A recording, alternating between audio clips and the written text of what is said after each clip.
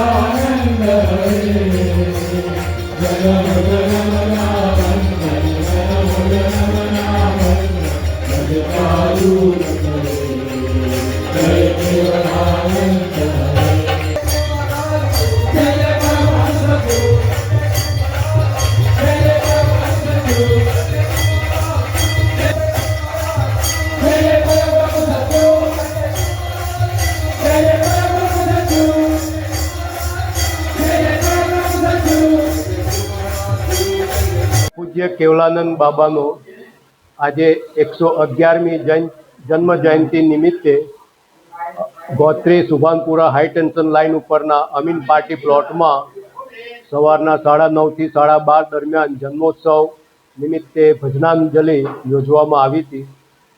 પૂજ્ય બાબાના વડોદરા, પંચમહાલ, ખેડા ડિસ્ટ્રિક્ટમાં અનેક ભક્તો છે। આ ભક્તો પૂજ્ય બાબાના તમામ ભક્તો બાબાને પ્રેમથી યાદ કરી જન્મ જયંતિના દિવસે બાબાના આશીષ લેવા માટે અત્રે પધારેલા છે અને ભજનાંજલિનો કાર્યક્રમ માણી રહ્યા છે। જગદીશાનંદજી પણ પધારે। અત્રે કપડવંજના પૂજ્ય જગદીશાનંદજી પણ, જેમના પૂજ્ય રંગ અવધૂત બાપજી તથા પૂજ્ય કેવલાનંદ બાપજીના આશીષ છે। એક પૂજ્ય જગદીશાનંદજી મહારાજ પણ અત્રે પધારેલા છે અને પૂજ્ય બાબા સાથેના પ્રસંગો તેઓ અત્યારે વર્ણવેલા છે।